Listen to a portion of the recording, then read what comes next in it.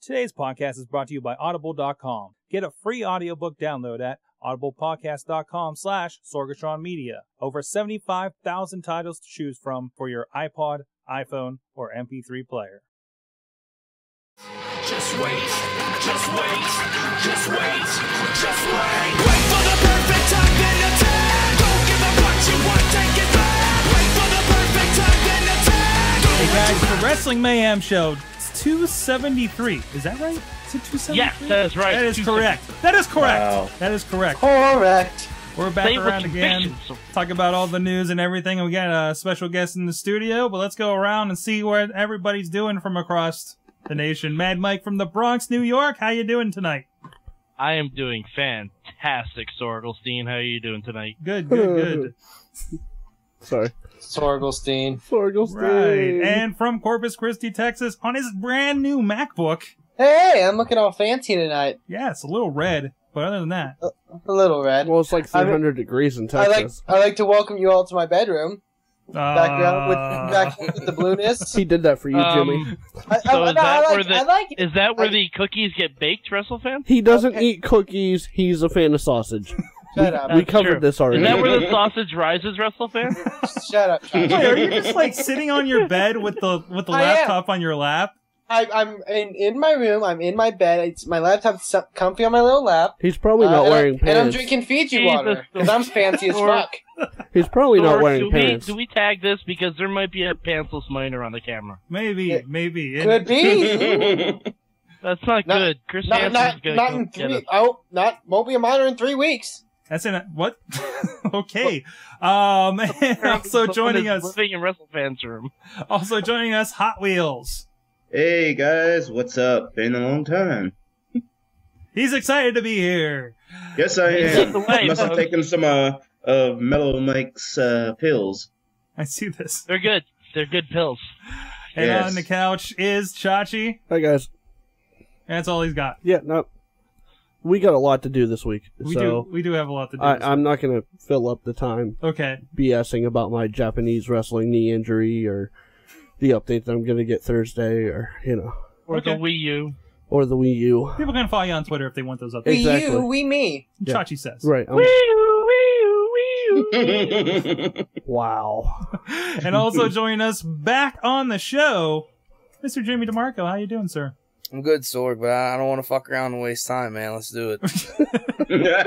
And also, we have our illustrious host, the Sorgelstein. How are you, Yes, Sorg? I'm here. Oh, that's right. You guys are introducing me Yes. now. That's right. Yeah, Jimmy's an in-and-out kind of guy. How are you, Sorg? Yeah, exactly. Yeehaw. Yeah!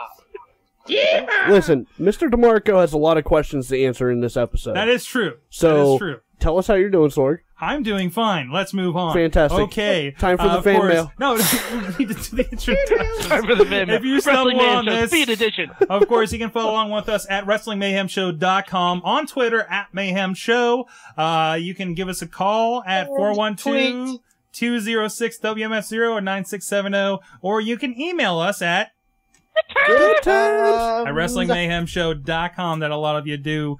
Of course, you can also follow us. We do have the Wrestling Mayhem Show app on your iPhone, your iPad, and your Android device. It's now on the Amazon App Store for you Android users. Yeah, you never know. Watch out. It might be a free app of the day one of these days. I doubt it on that one. But also, hey, a side note for iPad users, our friends over at Bird's Eye View, I saw they had an update. Their BEV Gold is now iPad friendly. So, like an actual iPad device app. So if they're getting that, look out for ours updating very soon. We should be in the pipeline for that. Also, check out... Oh, there's lots of other stuff. Screw it. Let's get to the fan mail. What's going on in the fan mail, guys? All right. Riz sent an email. Riz sent an email? Yep. Let me find it. There it is. Let's go, voice of Riz. WMS. So, China has a porno out. I'll wait until the audience stops throwing up on their computer screens before I continue. Anyways, it got me thinking about what wrestling-related pornos I would love to see China do. Oh, Jesus Christ, this is going to be bad. Yes. I pre-read Riz, it. why the fuck did you do this? I was going to make a joke that this is what you were going to do before even reading your email. I can't believe I'm fucking right. Okay. I fucking hate you, Riz. All right, let's get to the email. By wrestling related, I will give a title and a partner or partners related to professional wrestling.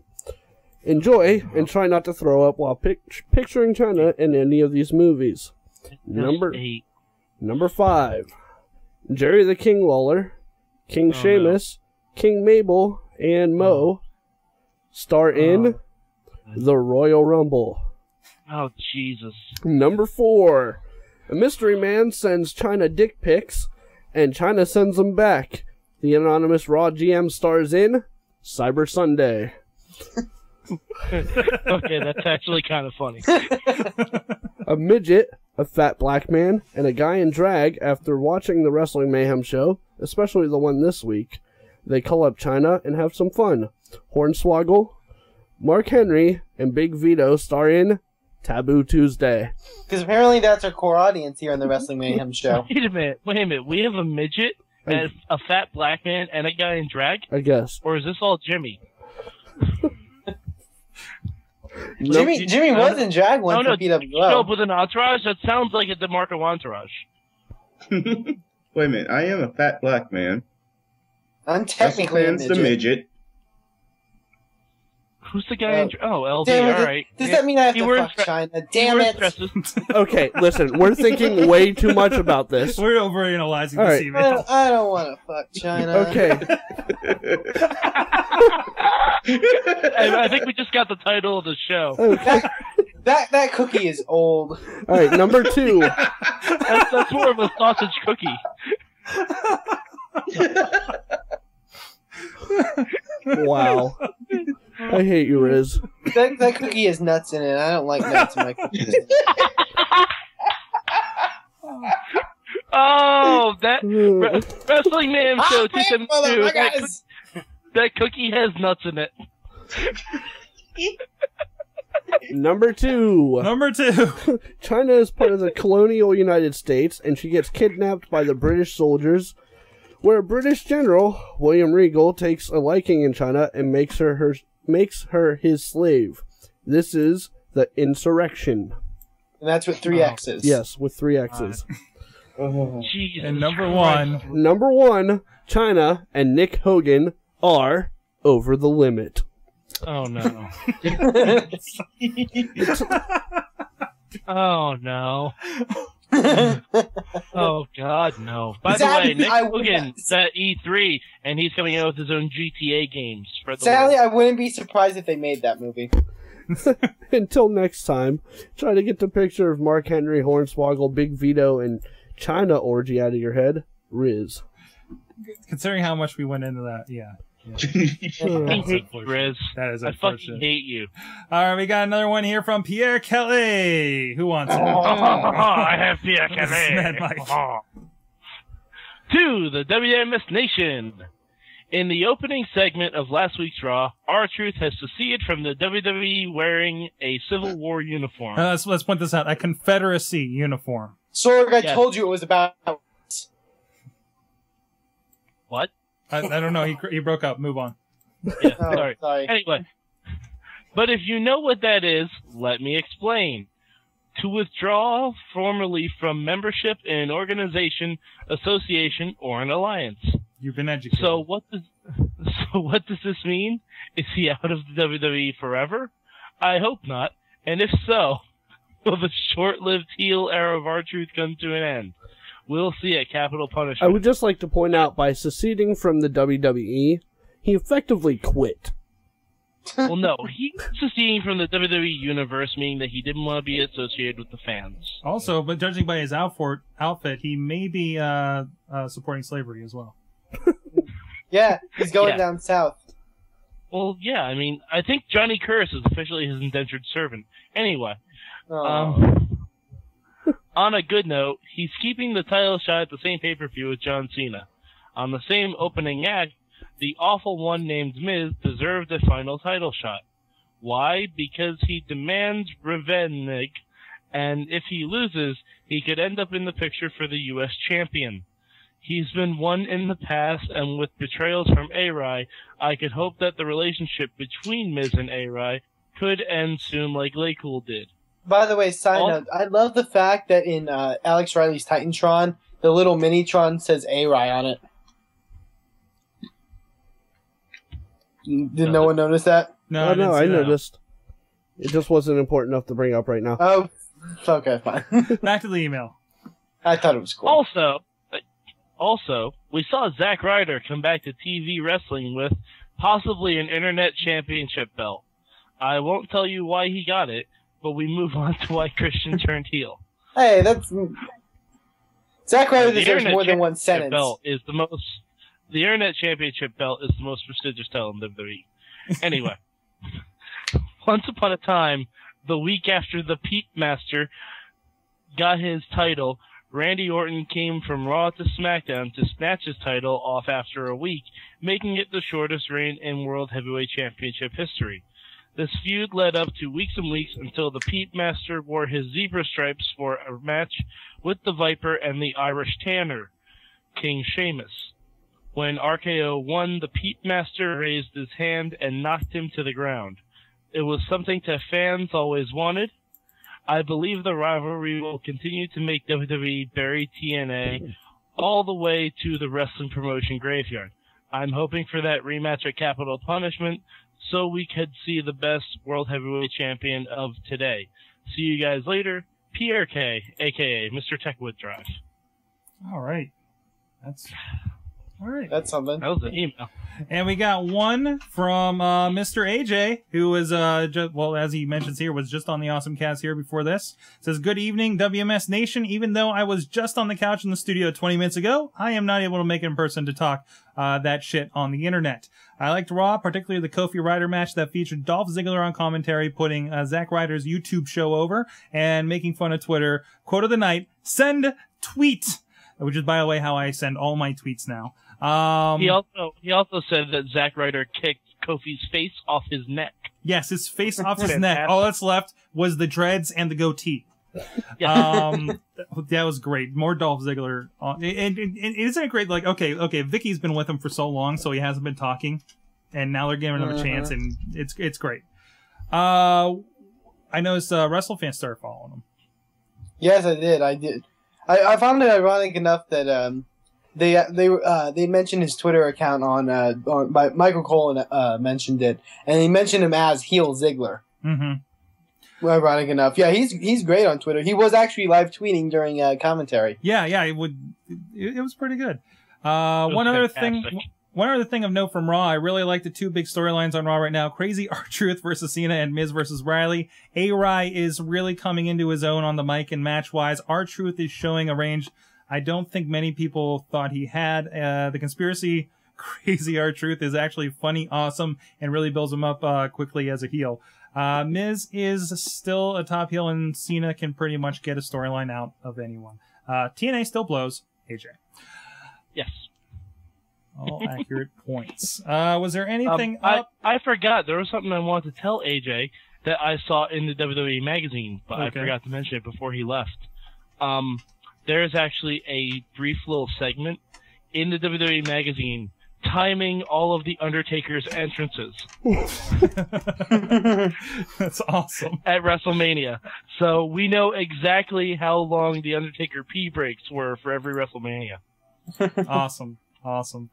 All right. Now let's get into the fan questions for Mr. Jimmy DeMarco. Mr. James DeMarco. Juicy James DeMarco. Juicy James. First of all, before we get into this, what have you been up to, Jimmy? This is the last time you were on the Mayhem Show. I mean, I can't really say. I don't really know. I don't know if I should should I look at you, or should I look in the camera, or should I look down? Now that you have this new setup, there's so many different places. You can talk at me, but if you want to talk directly into the soul of the audience, look into that camera lens. I look directly into their hearts and their souls. And I'll tell them that I haven't been doing anything. Well, you have been threatening with sexual advances. One Bubba the Bulldog. They're not sexual advances. They're sexual assaults. Like, I mean, if I was making sexual advances to him, I'd be like, yeah. Be clear. I'd be like, that's true. Sorry, flirting with him, but no. Because we did read the message that you sent to One Bubba the Bulldog on the Mayhem Show. We did have a reading of your letter on air here. Nice. Good. We tried to reenact it as much as possible. No, we didn't. Well, I mean, it's not an easy thing to squeeze his dick. It's like pulling a snake out of the ground that's trying to go back deeper into the ground. And I did like your analogy saying it was like wringing a wet towel. Yeah, exactly. Or like squeezing a tube of toothpaste or something. I try and make sure that the balls get into it too, so it's not just like the meat. Like, because you know how it is, if you get your dick grabbed and one ball's going that way and the other ball's that way, and if, God forbid, if it gets underneath a finger and you're pressing down on it, it's a lot of pain. Things rupture, he's got a point. Pop and tear. Jimmy DeMarco only speaks truths. That's right. Well, let's get into the questions here. We got a lot of them here for you this time. Well, we'll start. We got one from one man that's not here on the show this week. One DJ Lunchbox. He sends an email titled "Blackula ain't got shit on me." What's up, hot dog? It's your lovely internet jockey, DJ Lunchbox here. Sadly, I cannot attend the show this evening due to a throat injury. However, since Jimmy D is making his I'm sorry. He started laughing too. It was messed up. And they call me 5 years old. Okay. However, since Jimmy D is making his triumphant return to both the WMS and Sorg's Pooper, I figured it would go with the flow of every other email and ask a bunch of questions. Away we go! Number 1. Which one of the Beastie Boys do you most identify with? Fuck. Man, I gotta be honest with you, I couldn't even tell you, I couldn't even tell you each of their names. I don't fucking know. I'm out of the loop on Beastie Boys stuff, so I don't know. I couldn't relate with any of them, though. Which song would you identify with? That's a good one. I don't know, man. I'm not really a big Beastie Boys. Not down with the Beastie. Not a Beastie Boys. No, I mean, I know their singles and shit more of a like body that. moving kind of guy. Like Sabotage. Yeah, exactly. I've heard of Body Moving. I don't want to sit here and be like, well, name some random song off a CD that never even had a music video. I'm a music video guy. I'm visual, so yeah. I like their new one though. There's a lot of different stars in it that you wouldn't expect. That video's fun for that. Yeah. Number 2. Which testicle is your favorite? On me or on other people's that I've seen? I'm thinking that's a wide open question. Yeah. Well, on myself, it's probably going to be my left one because it's a little bit bigger than my right. And when I do what I do, they really get a good rhythm going. If you really you know what I'm talking about? Get it going quick. You got to lead in with the left side a little bit to make sure that the left guy gets in there harder. It's I'm sure Wheels can tell you if one leg's bigger than the other, you're going to lead with that. You got to work with what you've got. So yeah, it's like a click-clack system. Exactly, it is like a click-clack system, man. It's the little ones you see in the college professors' dorm or the offices. But on other people, I mean, when you look at porn, I don't even notice the guys' testicles because their dicks are also warped and manufactured to be hoggish that you can't even. Sometimes I don't even think they have nuts. I think they're just attachments or something. Like the way they fix up Mexican cars and shit like that. They soup up Honda Civics. That's the way porn cocks are nowadays. The balls are just souped up like attachments. Oh my god. Question 3. On a scale of 1 to 10, how drunk are you right now? I'm actually a 0 on the drunk. I'm not. I mean, can you smell me? I probably smell a drink. Cocoa butter and Axe. I don't. He does. Oh jeez. Number 4. I kind of want some coconut right now. Which one of the Backstreet Boys do you most identify with? AJ, probably. See, now you're speaking my language. AJ. And then second, Brian, because he had heart issues. And my biggest fear is that I will die of a broken heart. Aww. From Sorg not returning my sexual advances. not sexual Sorg, assaults. how can you deny that poor man's affection for you? I don't know. Such a shame, Sorg. And number 5. Would you mind if I braided the delicate little hairs along your taint and asshole? Fuck, man. That's a rough one. He brought the A game tonight. That's a yes or no question. Yeah, let's do it. Yeah. Coming next week on the Wrestling Mayhem Show. Taint braid. Live taint braiding. Well, I think that's it for me, folks. And I've just grossed myself out. Have a great show. And Jimmy D, great to have you back. Tender love, DJ Saucebox. That's awesome. That was awesome. All right, That's amazing. Brian sent in 5 questions for you. There's a lot of questions in these emails. There are. For time purposes, you can just like give the best. So we're in your opinion. Oh no, well we don't read them. We read them on air. Yeah. Yeah, this is a and surprise to all of us. We'll skip the ones that repeat because that's cool. Yeah, exactly. There are some. Number 1, when are you coming back to wrestling? I'm not, man. I'm retired. I'm gonna just keep hanging out with Sorg all the time. That's what I've been doing with my time. Me and Sorg have been revitalizing our city neighborhood because there's a grocery store opening. That's right. We're planning like a flash mob where we all go into the store the day it opens and everyone takes something and walks out. Number 2, why don't you go wrestle other places if Chuck and Bubba are unwilling to let you wrestle in IWC?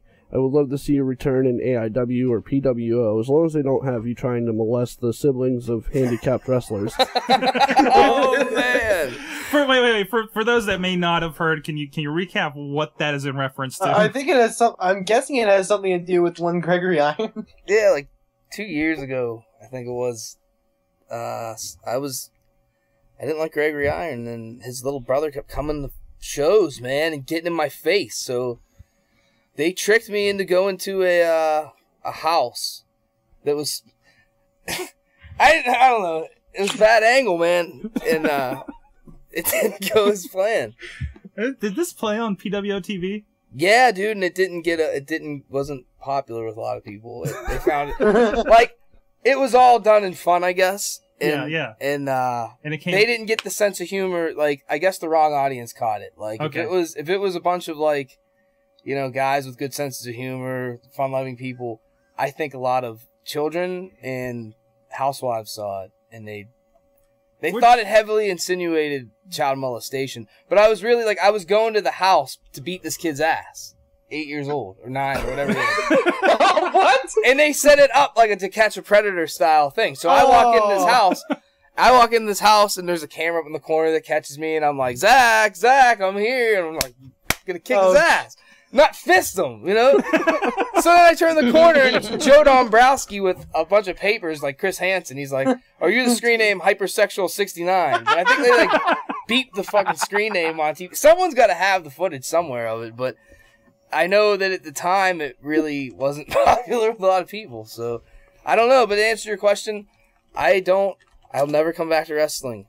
And I've never told a lie in my life, so God hates me.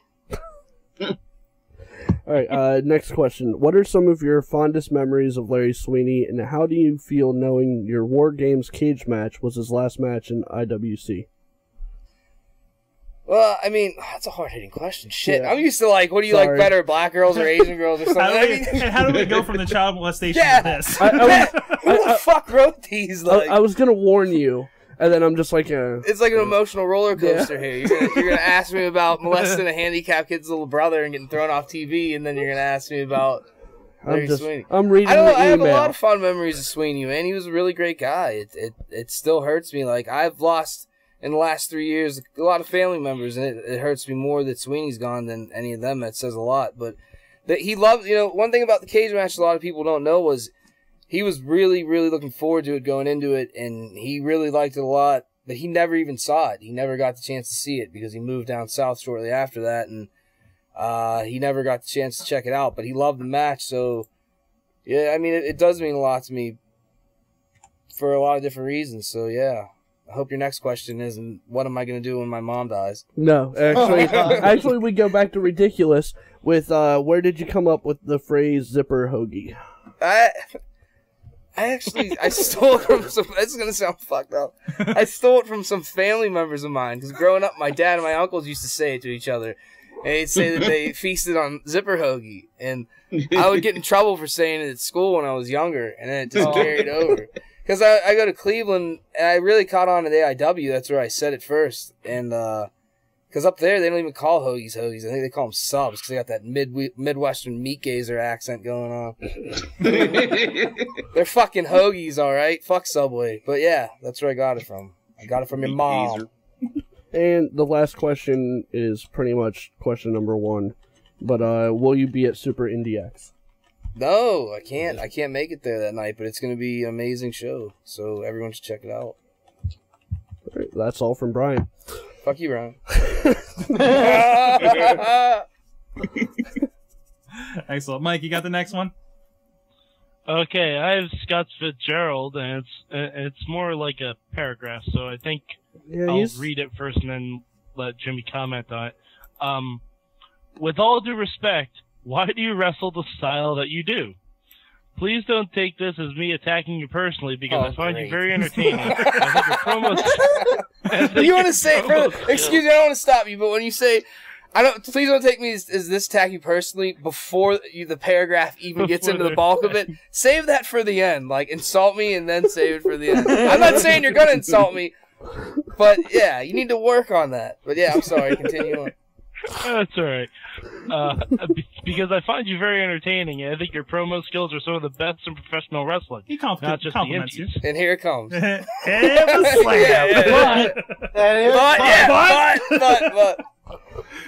I don't understand why you kill yourself for IWC when the people who run the promotion don't take the time to advertise the company properly on YouTube, Facebook, Twitter, etc., and are basically unknown to the majority of the wrestling world due to lack of exposure. Ouch. If you're returning to wrestling as your recent appearances in IWC would suggest, I would hope that you plan on branching out into bigger and better things similar to Shima Zion and Facade and leaving IWC behind you because clearly the people in charge do not appreciate or understand the effort you give in the ring when they continue to put the spotlight on, he's quoting, talent like Dean Radford and others who I won't name.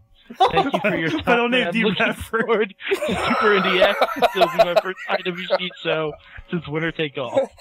Oh, holy shit, man. So Did he take like an Adderall? This guy's a really big fan of yours. I think he crushed up a bunch of Adderall before he like wrote that. But well, it was all one big run-on sentence. Holy shit, man! If I would come back to wrestling, Get the run on emails. I mean, whatever would happen would happen. Like, it works that way. Well, you were doing a lot more when you were active. You were doing a lot more than yeah. IWC. I mean, you were in AIW, PWO. I mean, you were branching out before you had to leave. That's just the way it is in any with wrestling. What you put into it is what you get out of it. If you put a lot of effort in, you can get a lot of different opportunities. But you know, different things conflict with that at times, and that goes for promoting the shows too. I can't speak for Chuck or whoever, but you know, Chuck's still relatively new at this, so yeah.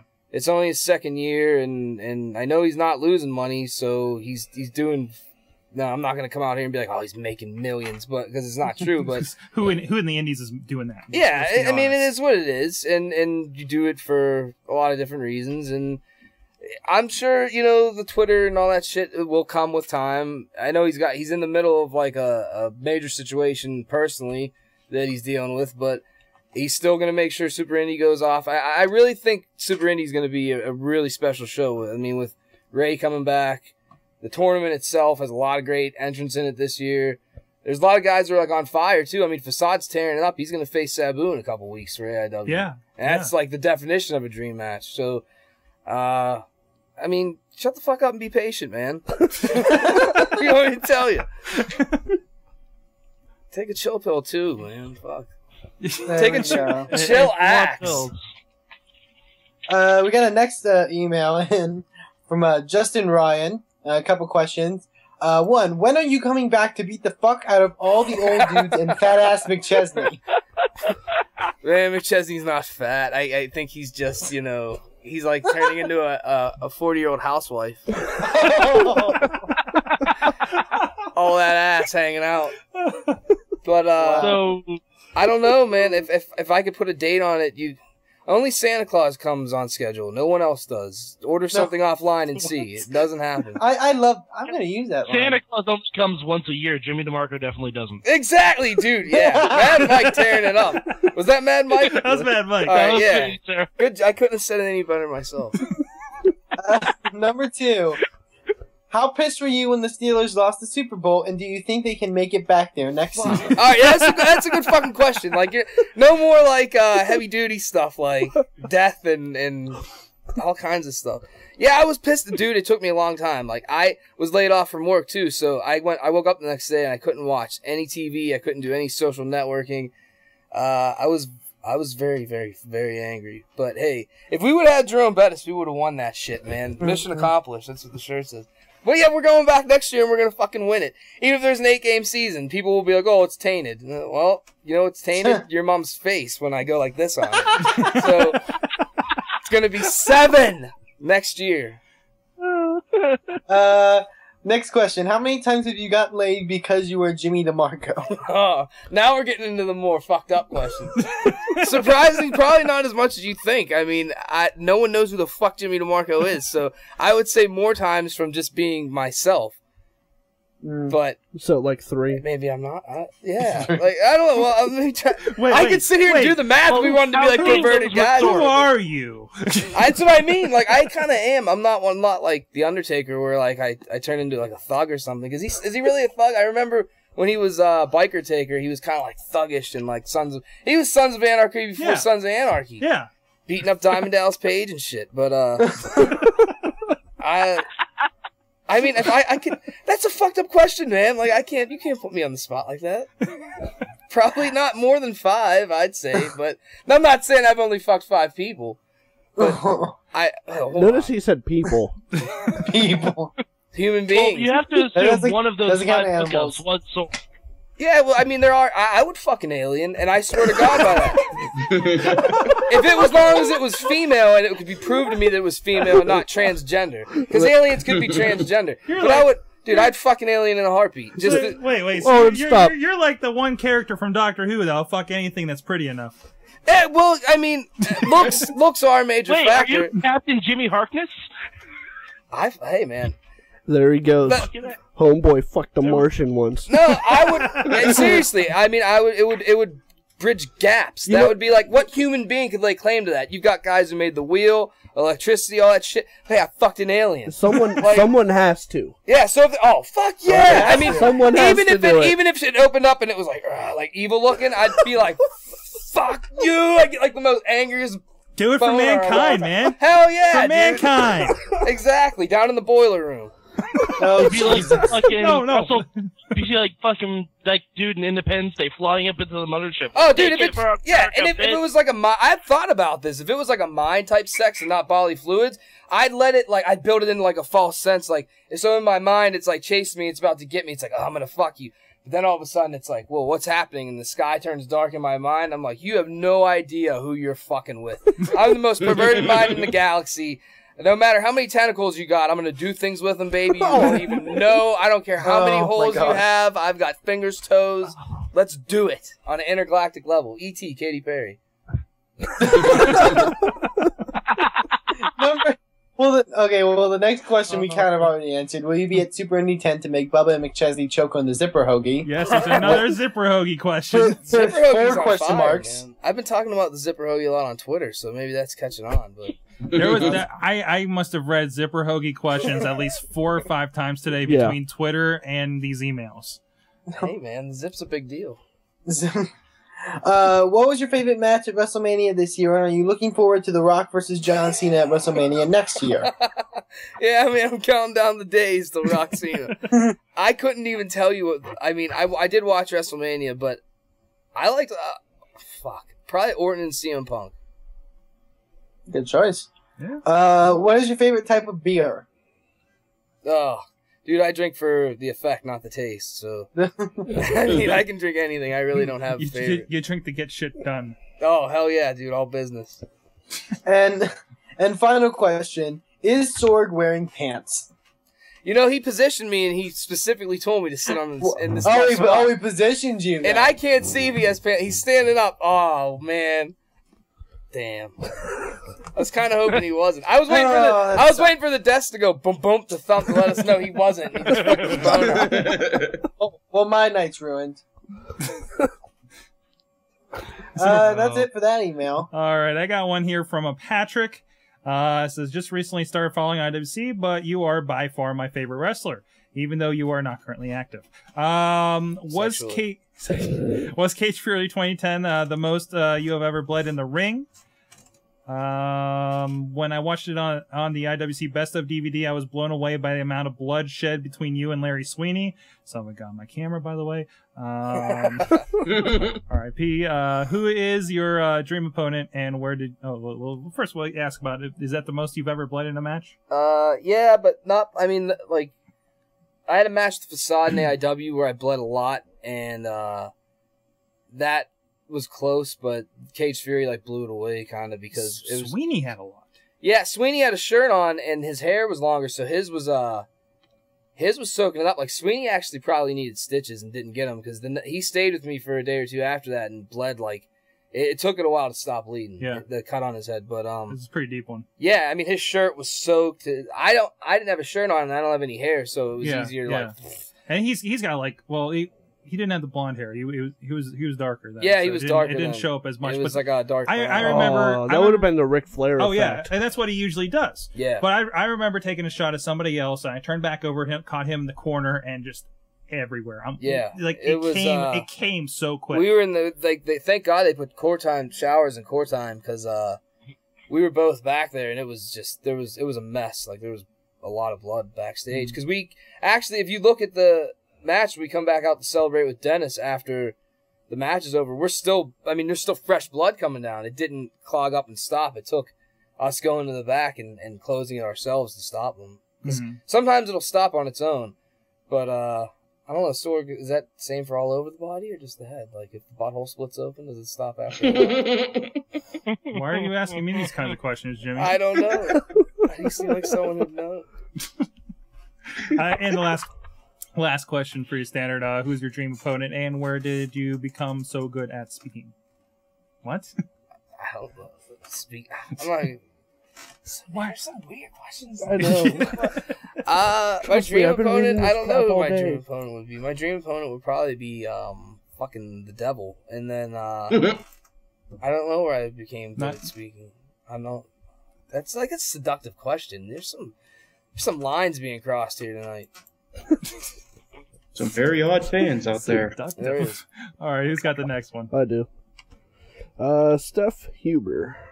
My first IWC show was last year's Cage Fury, and I have been to every show at Court Time since. A lot of them around Cage Fury tonight. Yeah. How did it feel to lose that much blood, and does that match hold a special place in your heart because of the passing? We'll move on. We already did that. Yeah. Also, will Cage Fury have a War Games match again? Obviously, you don't know. Yeah, I don't know. No, we don't know that yet. Who is your closest friend in wrestling? Probably Shima or Facade, I'd have to say. Shima or Facade, yeah. I mean, I'd say Chuck, but man, he's just always calling me late at night and breathing heavy and shit.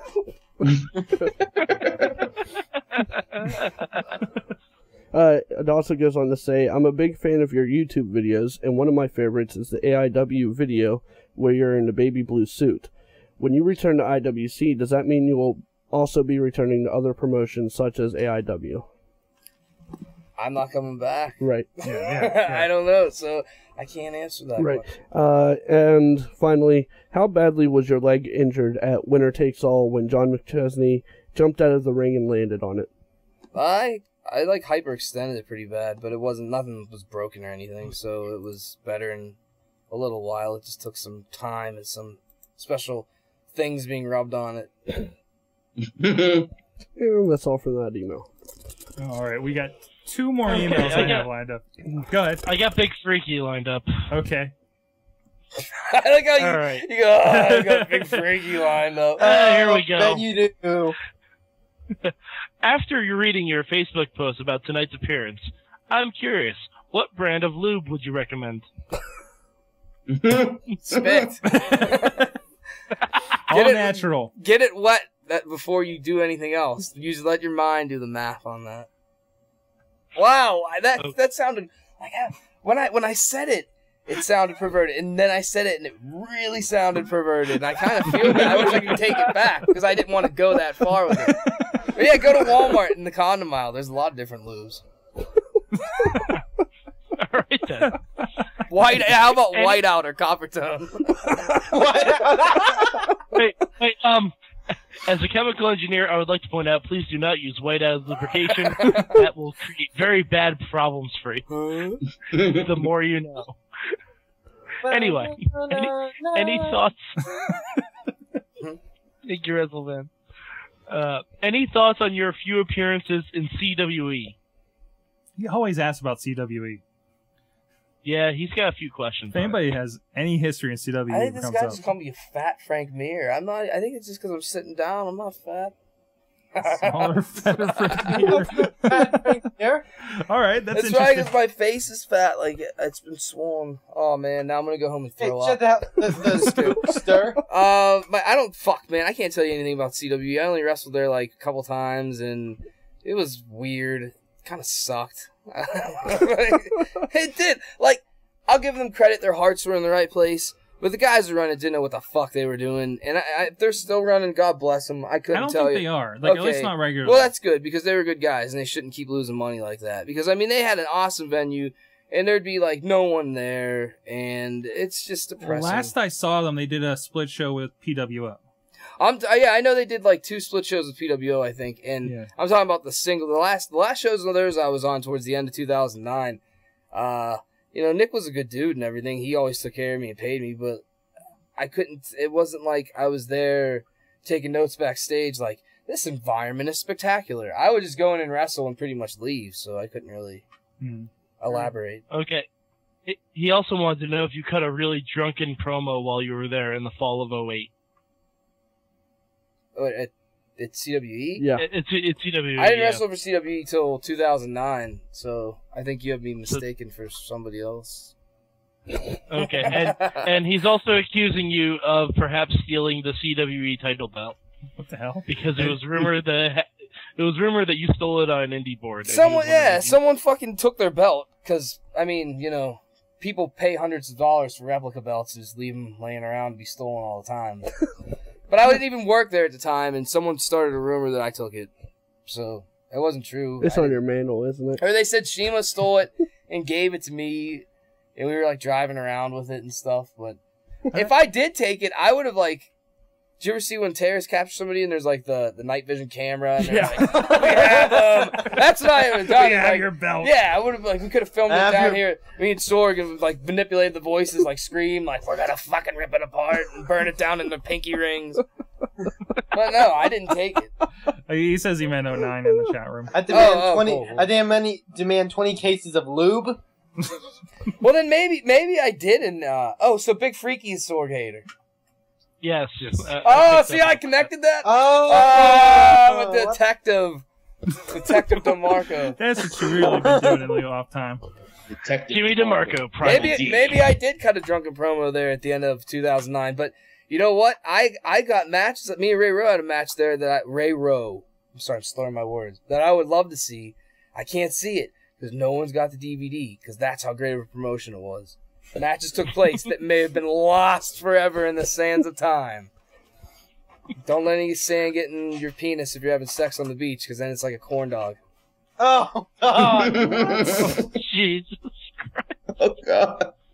Oh, man. Okay, Freaky also wanted to know, did you see the Matt Cross Rocky 4 promo for Firestorm he posted on your Facebook? He posted on my Facebook. I saw you post on your Facebook telling me to watch it. Yeah, it's on here. Hey, man, I've seen Rocky 4, and I'll tell you what, there's only one Sylvester Stallone. I like Matt, but I wouldn't imitate that. There's 2 things in this world I wouldn't imitate. Sylvester Stallone is Rocky, and Jesus Christ is Jesus Christ. So... God bless you for trying. And Jesus Christ. Would you imitate Jim Caviezel as Jesus Christ? Would I imitate other people imitating Jesus Christ? Yes. Maybe I could be like Lawrence Fishburne as Jesus Christ.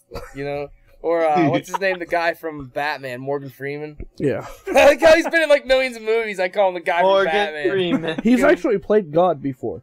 Yeah, see, that could work. Morgan Freeman could do anything he wants. He was Kevin Costner's right-hand man in Robin Hood. Yeah. That's right. That is true. Sorg, a little off topic, but I had an awesome idea for a Robin Hood movie. and I wanted to know if you would design the movie poster whenever I secure the deal. Because I will someday secure the deal. Okay.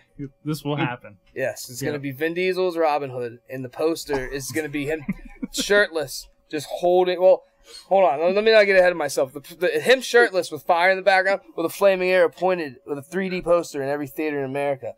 And then the movie pans out as Vin Diesel's Robin Hood. Goldberg is Little John. Steve Austin is the evil king of England. Now send the English people in a frenzy. Wait, one sec. Are they all do they all have fake accents?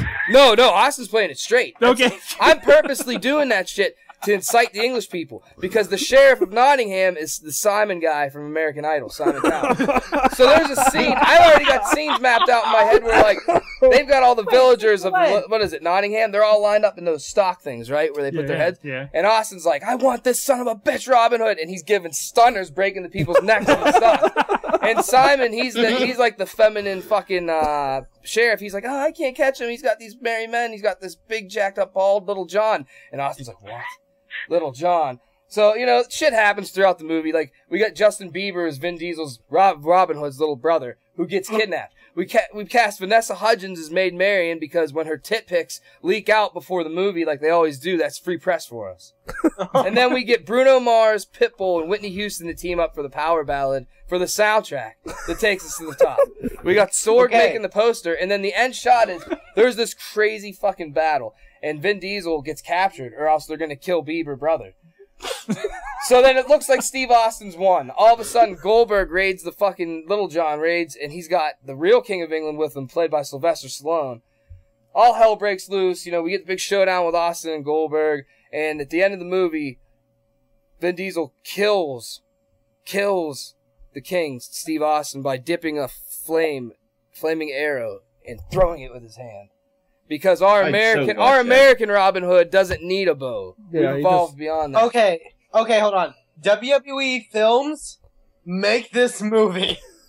They can't know, man. I don't want their fucking hands in it. This is going to be my IWC Films, the first feature. This is a Jimmy DeMarco joint. Yeah. I would so watch that, too. I want to meet up with Mark Cuban and get the funding. I will throw Dirk Nowitzki a role. He's not going to be busy this summer because they're freaking losing. Oh. That sucks. I feel bad for saying that. Can't do it alone, Dirk. I'm sure you have a big penis, though. You're like 7 foot, so comfort it in some vagina. Next. So, back to the email. How do you feel about hosts on the show tearing apart the wrestling on TV, yet for one reason or another, not watching other feds? Is this still Big Freaky? Yeah. Yeah, he's calling out Mad Mike and DJ Lunchbox. I don't know. That sounds like a thing you're gonna have to take up with them personally. I don't have thoughts on that. Oh, he has. I like Sorg. I like the host. I don't want to get jumped and beat up. Basically, he's mad because we don't watch enough other wrestling than WWE and TNA that we get mad about. You know what's really funny? I don't know. I'm having hard enough time watching WWE alone right now. Let me just point something out, all right? Mike and WrestleFan and you and Riz.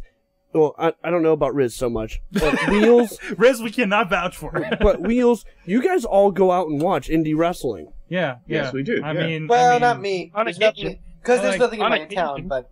Well, yeah. I watch Raw and pay-per-views. To credit, Wheels and I are working. Right. So, I watch Raw and pay-per-views. Yeah, that's all you got. Yeah, I don't make an effort to go out and watch indie wrestling, because no offense to you, unless I'm there live, I don't give a shit.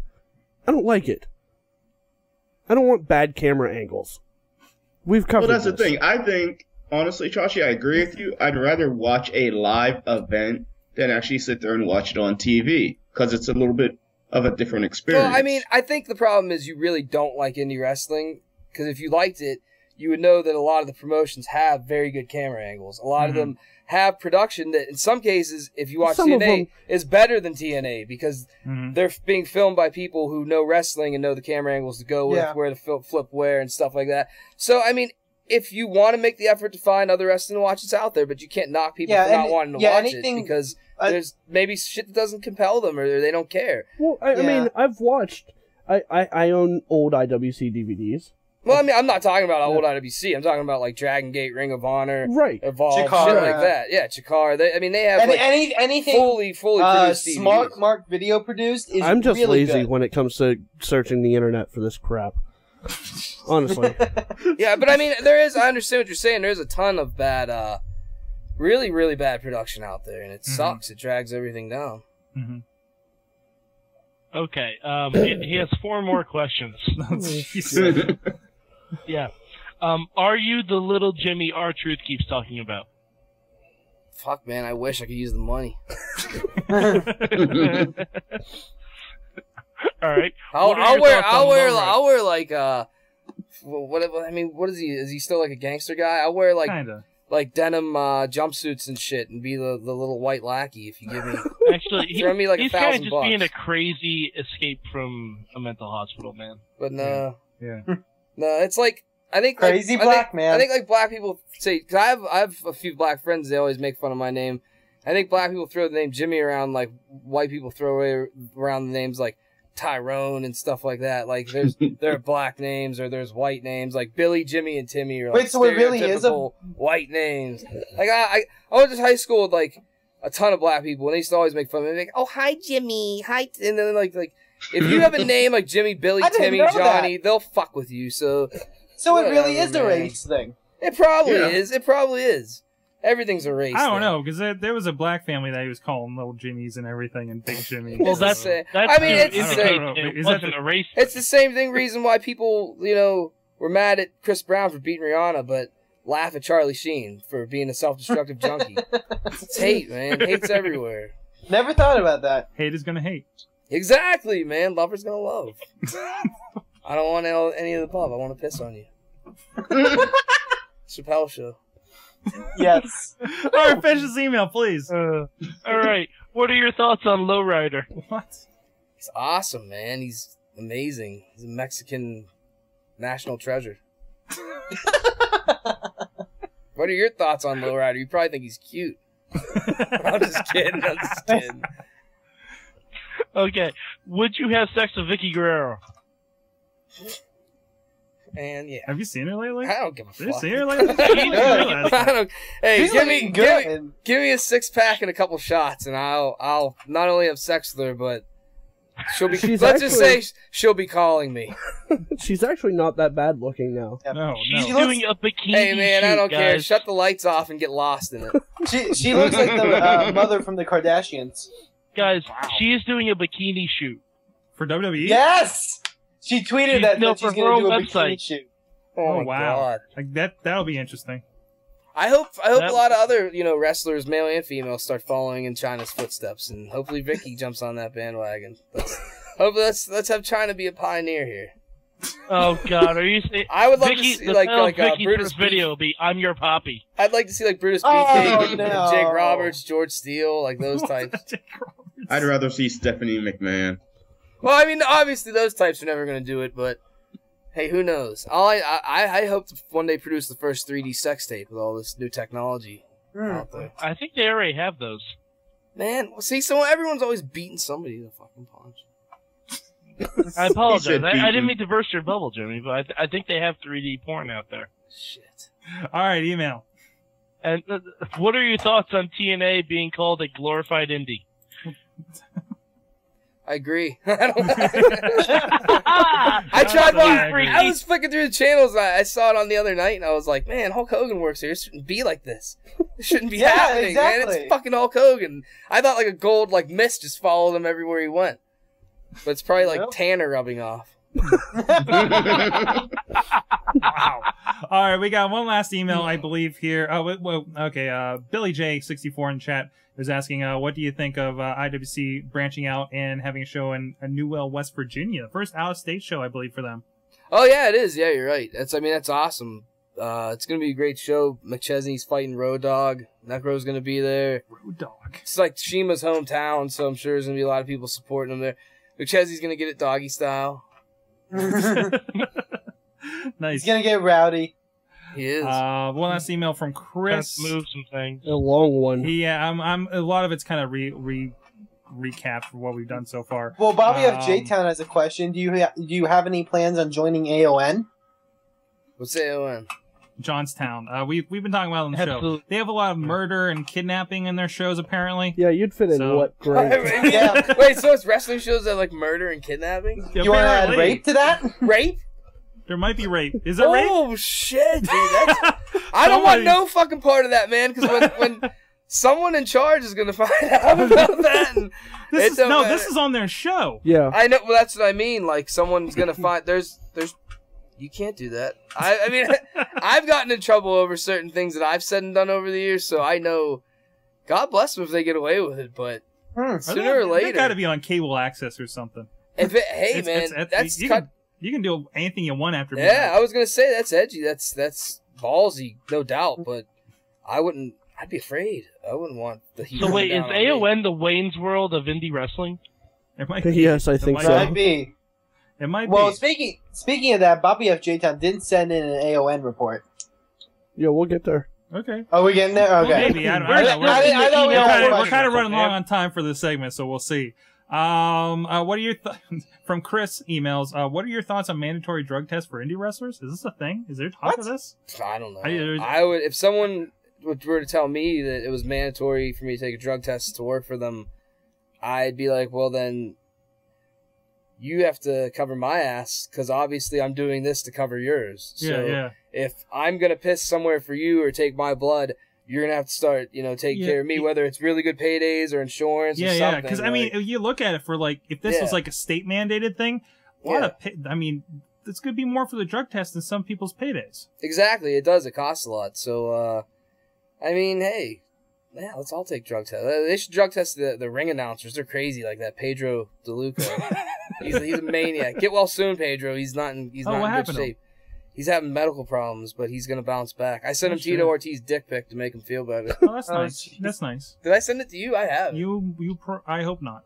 He looks so happy in that pic. I hope He did. Yeah, that was like the greatest dick pic ever. Yeah, I know what Jimmy D's talking about. He's like sitting there, like smiling. He's got this huge grin on his face. He didn't look like a fat Frank Mir either. Wow. He's you better try- looking than that goofy like Eddie Munster thing that Alberto Del Rio has. What? He's got a dick pic out? No, but that dude just creeps me out. Oh shit. Hot Riz, Wheels- why don't you have Tito Ortiz? We need Hot Wheels to put out some dick pics. Oh god, no. No, you don't. Pose on, like, spin around the chair, like, naked, be like, yeah, with, like, real guns, too, like, shooting them off. This is kind of an interesting question. I think we've more talked about this with the Gambinos than you. But have you ever come close to physically assaulting a fan in the crowd or fellow wrestlers before, during, after a show? And kind of aside with that, how often do legitimate fights backstage occur between wrestlers? Not often. I mean, between guys just not doing that backstage, and then a lot of guys, I mean, there's a lot of egos in wrestling, just like any physical activity, you know what I mean? So, there's a lot of talk and no action. I've never seen anybody fight anybody, really. I've seen a lot of fan, and I mean, everyone comes close to grabbing a fan every once in a while because there's always motherfuckers across the line. I mean, Yeah. if you watch professional sports, there's always professional athletes who come close to grabbing fans because there's always a jackass who's drinking too much or, is going to make a big mistake. But then you never know. You never know. Well, But you no, think about it, Jimmy. You did grab one fan, if I remember back when. Oh yeah, but that was different, man. It was like a proactive. I was using you as a shield. Proactive. You Yeah, threw him at the Necro Butcher. I did. I had no choice. That was his only weakness was that. Wheelchairs. Yeah, man. Crippled black men in wheelchairs. He was on me like flies Wait, on shit. Wait, Hulk Hogan is on G4? What? What? I don't know. Probably Yeah, for- Hulk probably Hogan was for on E3. G4 for a split second talking about a stupid Kinect game. Moving on. All there you right. go. Thanks for that breaking news. Has a question about College Fight Fest 2. Says, when you were a referee, I actually didn't finish this DVD, so I don't know what he's talking about. Outside of the ring, Dennis regularly shoved you hard into the ring and walked to the back. Why did you not kick his ass? The whole thing seemed so awkward and out of place. What took place there? Did something happen? I I don't know. Man, I thought for a second there was dissension in the founding fathers, but I guess I was wrong. But I don't know what could have forced him to walk out on a match. I haven't been wrestling as long as Dennis. But I've never walked out on a match, and I've been in some hairy situations, so I don't know what was his problem. The shove made me laugh more than anything else, so it didn't really. It could be due to the fact that he's a dirty bum. That probably was it. I think maybe show. he had like like an inner signal gut feeling that someone was taking his cardboard box. Because that happens when those fucking bums leave that shit unattended, man. Someone will just be cleaning up and be like, "Ah, goddamn bums," and just sweep it up. They camp out. Did you ever see under the Liberty Bridge and tunnels and stuff like that? It's crazy. It's amazing. Like some of them, they Someone have did steal his home at New York City. They have like real. I remember that. You got a good job too, man. They have like elaborate camps they build. The homeless people. It's pretty impressive. It is. I passed one when I was able to walk to work. There's one under the trestle that goes by. Is this the one with the dogs I was hearing about? No. Okay. No, that's under. No. Somebody That's tweeted awesome. said somebody needs to like go interview the people under the bridge that have dogs because I'm curious how they take care of them. Yeah, that's under the Birmingham. Yeah. They're Okay. probably eating the same shit, man. Like Lady Right. and the Tramp, where they're both sucking on the noodle and they kiss. Except it's a dog and he goes, Sucking on the noodle. But They're both the one probably I eating passed, dog they have food they have together. tarps and shit set up for the direction that the rain comes in. They got like 4 tents set up and like a little campsite. When the world ends, those are the people who will live. 'Cause Yeah. they already know what it's like. We're gonna be following them, man. You know what? While we have you on, just a sampling. We mentioned about AON and the murder stuff. Let's give you an idea.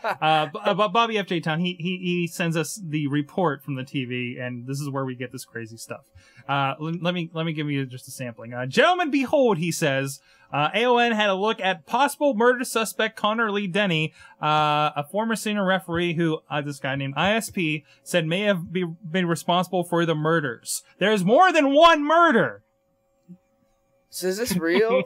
This is on the TV show. Okay. I thought like He became the right-hand man for Broker, R.I.P. Apparently he died in the Fed. They showed footage of last year's Thunder Cup where Connor Lee Denny was forced by Kes Edison to face John McGrew, and Kes was a special referee. All right. And for those curious, Thunder Cup will be in June 24th and 25th at Thunder in the Valley in Johnstown. Shows at 1 and 6 p.m. Yeah. So the GM, you want to dose the of wrestling? GM, You wanna hold on. dose The of GM murder? also advised to stay away from Mr. Denny to see as he is considered armed and dangerous. This is on the show. This is on a wrestling show.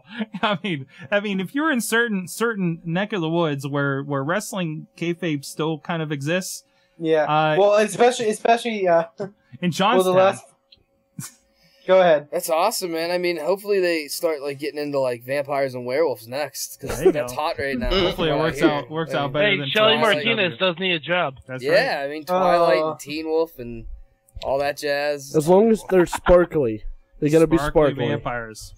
Well, no, you sort of skipped over the most important part. They think he's hiding somewhere in the woods between Johnstown and Altoona, possibly in a natural structure.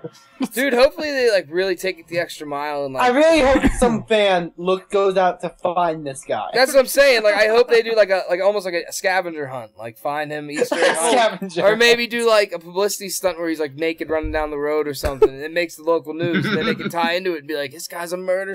It reminds me of the episode of South Park where they're like, "That kid's been in Nam." Did you ever see the South Park about WWE? No. Oh, Yeah. Okay. yeah. Yeah. And all the I remember that. rednecks and white trash idiots are watching it, and they're like, "Yeah, that's stop. yeah." They're like, "That 8-year-old was in Nam, and that one took his girlfriend." And Cartman's playing the chick who's had like 8 abortions. Oh, Still my favorite episode. Bobby wants me to show you Manchild, apparently. He's the one in the middle Man-Child. there with the mask with the smiley face. That's awesome.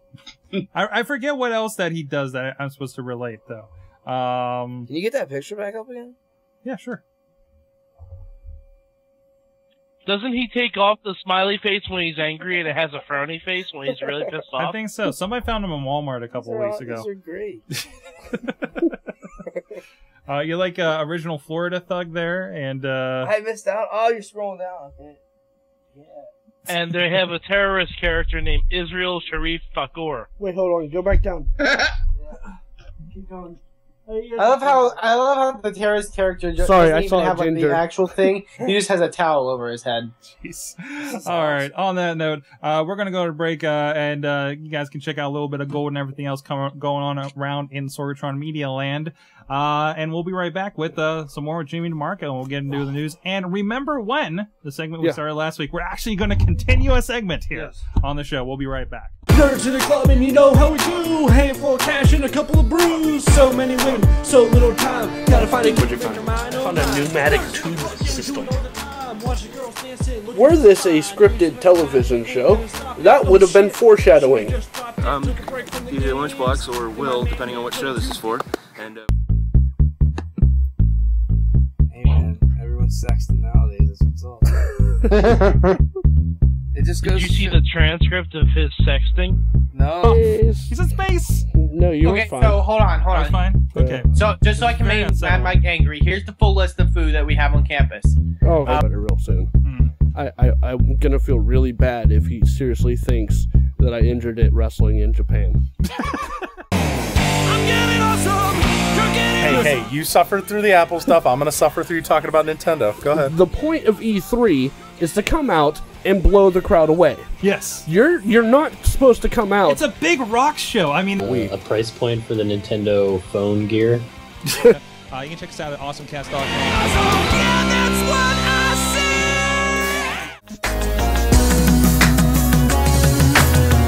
So I said I'ma crush it. Call me the golden boy. I'm Anthony Walker, and this is Unsung, the nonprofit news magazine show that features news and events from our nonprofit community, and also the good things that you do. You can see more episodes and our Unsung Uncut series on PittsburghOnVideo.org. Hey guys, we're back. Wrestling Mayhem Show 273. Jimmy DeMarco had to take off. Apparently Chuck Roberts was calling him with those sweet nothings again. He had to roll. But in the meantime, we do have the rest of the Mayhem crew, and Hot Wheels is still with us. He's that dark shadow behind us. Smile. Smile so we know you're breathing. He's not paying attention to us. Oh no, he's not breathing. He's not listening to us. Oh my God! That was a really Someone bad time not to to do an that. emergency Okay. room. But no, hey, last week DJ LB started a new segment on this show called Remember When? Remember when? Remember Yeah. Hot Wheels, there's somebody in your house. Look out behind you. Oh God. The call seriously, is who coming was from that? inside Is Shane the Douglas house. in your house? Okay, sorry. So this week, we're going around the horn for the Remember When segment, and Chachi volunteered to do the second inaugural Remember When segment. I did. So Chachi, do you remember when? I do, and it kind of doesn't it doesn't fit as much as it did before last night's Raw. Okay. And now to remember when is we're supposed to remember points that we remember back in wrestling, the why we're fans, the cool parts, all that kind of stuff. Now you want to talk about? Remember when Raven crucified Sandman? Yeah. And the reason I was going to bring this up was because up until last night, wrestling has gotten away from that whole, let's see how many people we can offend. Go ahead and finish. No, let him finish. Okay. And I mean, it was one of those, there's the line. Let's see how far over that line we can go before they stop us. Okay, and especially ECW. Yeah. ECW always had a knack for taking that line and just dragging a big old fucking eraser on it and be like, what line? They're like, oh, you want to crucify this guy? Go for it. The only time they had somebody apologize on ECW television. Yes. And Raven's been interviewed since, says, I shouldn't have apologized. That was stupid for them to make me apologize. Right. You know why they had him apologize? Because that very show was the one Kurt Angle was at. Yeah, we talked about this earlier. Kurt Angle was going to do the angle with ECW, but he got so offended by the crucifixion thing that he left. And funnily enough, look where we are now with Kurt Angle. Yeah. Oh, Jesus. But I mean, seriously, it used to be that certain companies it just laughed at the fact that there was that line that you really shouldn't go across. And ECW tap danced their happy asses across that line each and every time. Yep. And that's why I started watching wrestling. But last night, they kind of revisited that whole, let's see how many people we can piss off thing with R-Truth in the Confederate soldier uniform. What are you talking about? It was historical, man. Historical my ass. He told a bunch of black people that he thinks they should be slaves. Well, they are slaves to the WWE Universe. It's a society, slaves man. to the man like John Cena. Yeah, the WWE Universe run by those honky cracker mother... I'm not going to say it. Shut your mouth. But yeah, that's my remember when memory. Mm-hmm. And it was funny because Mike, like you mentioned Kurt Angle, and you're like, he's like, yeah, I was going to talk about the crucifixion thing. I'm like, you mean that night that Kurt Angle was there and got pissed off and left? Yes. I'm sorry. As wrong as that was, I enjoyed it. It's like, look at what the fuck they did. Yes. It's like, how the fuck do you top that? That's when, those were those days, and that's what came from the Nitro Raw War. Right. Was did you see what they did last night? Holy crap. Did you see what this guy's going? Yeah. And I find it like how the company really does that kind of stuff. I remember when I was like they say like Paul Heyman said he knew nothing about it. How the hell does Raven sneak in a giant cross and no one asked him about it?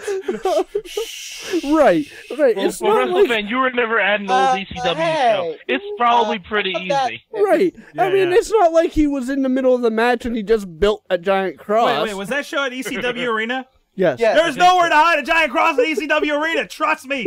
But there's nowhere to hide that thing. All right. Like you said, it was back then. It was a matter of holy shit. Did you see what they did? Yeah. But that was WWE and WCW. Like they were fighting each other, and you would be like, "Holy shit! Did you see what WCW did last night?" Mm-hmm. And then over here to the side is ECW pissing on both of them. Because what those two companies did they're all late night. Yeah, because what those two companies did was nothing compared to the shit that ECW did. You know what? I think the only thing they ever did that pissed off the advertisers and the networks enough that they had to pull a show was the crazy lesbian shit they started doing. Right. Yeah. That was it. Yes. That was the only thing anybody had a problem with. It took lesbians to piss someone off for ECW. What the hell is that? Philadelphians don't care about one guy crucifying another guy in the middle of a match. No. But you show a bunch of fucking lesbians in the city of brotherly love, and that's when they get pissed. No, it wasn't about that. It was about, like, because they were syndicated. They were like, late night syndicated, like, at least in the Northeast, maybe Midwest. I don't know how far they went back in the day. Bobby and I are on the same I had to watch page. it at 2 a.m. on MSG. Yeah, you see? Like that's the kind of stuff you're dealing with. Yeah. And it was a little looser. Yeah, just like Jerry Springer is on at 2 a.m. now for whatever reason. I can't believe it. I can't believe that show's still Springer's on. on 11 a.m. here. 11 a.m. It's even better. Well, nobody's watching anyways. It's the same difference, right? Yeah. But yeah, that's kind of what we miss, and it feels like TNA's trying to capture that a little bit, but they're doing a really shitty job. They're doing it horribly. You don't think so? No, TNA couldn't capture No. Don't you think they're trying to? If they are... I'm not saying they're in any way successful doing it. If TNA is trying it, it's a very feeble attempt. Uh-huh. That's like me learning how to jig right now. So how are they trying it, though? You know what? If TNA is trying to emulate ECW, then I'm trying to learn how to Irish jig this second. No, what I'm saying is... No, let me finish. Okay. No, seriously. Okay. You got me. All right. I am jigging. I am learning how to Irish jig right now. Watch me. This is me trying to learn how to Irish jig. And this is 1-to-1 with TNA trying to be exactly. ECW. Okay, I got you. No, I'm saying... kids, folks. I'm saying that they're trying to be ECW in that they're trying to push the envelope. What? In content? No, because they're not. Okay, we had WWE with the PG TV. I'm not saying, and again, I'm not watching TNA these days, but when WWE was real big, where for the kids were PG TV the last few years, TNA is like, hey, we got blood, guys. Here's some fucking barbed wire. But blood is but that's not pushing the envelope. That's just the difference violence with that and violence. ECW was the fact that with ECW, it's like, holy shit, they're hanging someone from a cross. Holy shit, there are lesbians making out. Holy TNA, shit, the entire arena threw their chairs in the ring on top of someone. Blood has become way too accustomed in professional wrestling. Yes. To the point where certain states don't allow it anymore. Well, Pennsylvania's never allowed it. Exactly. So, and other states are following suit. Yeah. Yeah. Because it's so common and it's so stupid and dangerous. And it still fucking happens. I mean, we just talked about the cage match from last year. In RWA, we've seen very bloody matches that are very persistent, you know. Well, honestly, I think it's like the way WWE does it, like when someone accidentally gets busted open, it's more of an effect. Yeah, well, even to the point where, they were doing that and they were so hardline against it. Then somebody got busted open a few months ago. Is that right? And they Kane got busted open in the cage match. Yeah, and they stopped. In the cage match? No, there was one where they didn't stop it. No, there was one where they didn't stop. They haven't been stopping it as of late. Yeah. Well, that's because The Rock came back and took that whole PG thing. Swearing. And threw it out the window. Sorry. The one you're thinking of is Brodus Clay. That's right. He was in that ladder match with Alberto and Christian, and he got busted open like crazy. That's right. Okay. Okay, yeah. I mean, and I don't know, it also might depend on what states they're in too, that they're doing that. Right. It just we happen to have noticed it in the certain states and everything. You know, that they're like, hey, we can't have any blood because they are that. It's like they had that barbed wire cage match for a pay-per-view here in Pittsburgh. We're like, one, barbed wire is illegal and they can't cut themselves in this state. Yes. You know, but there is the rule, as I understand it, and again, please, anybody that knows the Athletic Commission in Pennsylvania, I believe it's you can't intentionally cut yourself. Right. So if your buddy grabs your head and slams, if you hard way, then you know. Yeah. I mean, if Jimmy was here, I'm sure he could speak to that because he's told us stories about that before. You know, and there are certain situations in which bleeding is expected. Yeah.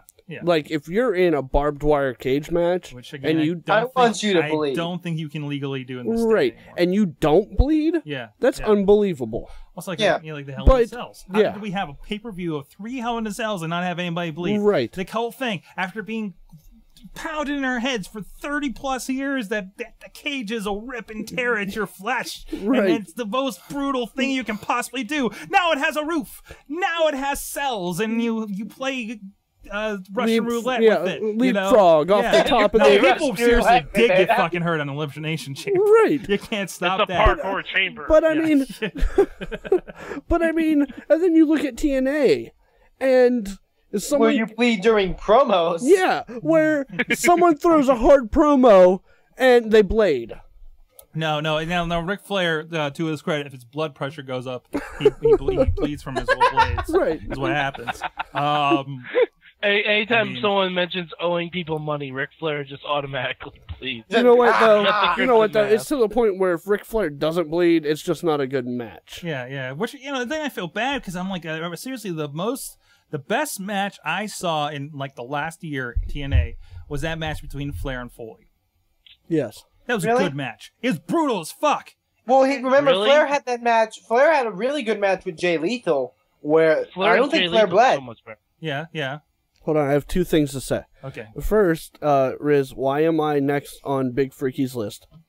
And number 2, in all honesty, I watched a couple matches of TNA on Thursday. Yeah. And then I fell asleep. So you've been watching, you can speak to it. Partly because of TNA, partly because I was freaking exhausted. You had your appointment. Yeah, that was the day I had my doctor's appointment, and I was on a lot of drugs. So, but I watched... And that's why the Wrestling Mayhem Show doesn't have a drug policy. Yes. Well, no. To be fair, watching TNA on a lot of drugs is probably the best way to go about it. Right. And hold on, I'll get there. But No, I have prescriptions for these drugs, so I'm past. Okay, we've clarified. Yes. We've clarified. Yes. I miss Velvet Sky in the bikini in the opening segment, and then I'm just like, I don't care anymore. But I turned on. Actually, I watched 2 matches. It was not 3. It was 2 matches.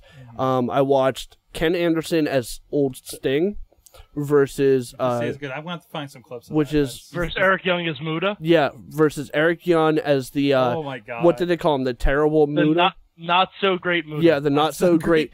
And that, sir, was a fantastic match. That was fun. Yeah, it was. That was a good John, match. Did you see the promo before that? No, I missed that.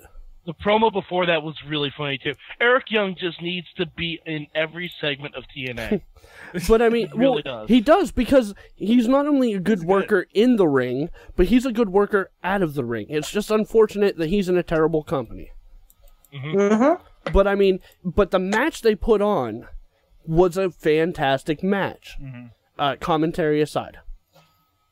Well, commentary sucks, but I mean, what can you expect? Last week, Eric Young had a match with Gunner, because what happened was Eric stole Gunner's TV championship because he eliminated Gunner from a battle royal and thought he won it.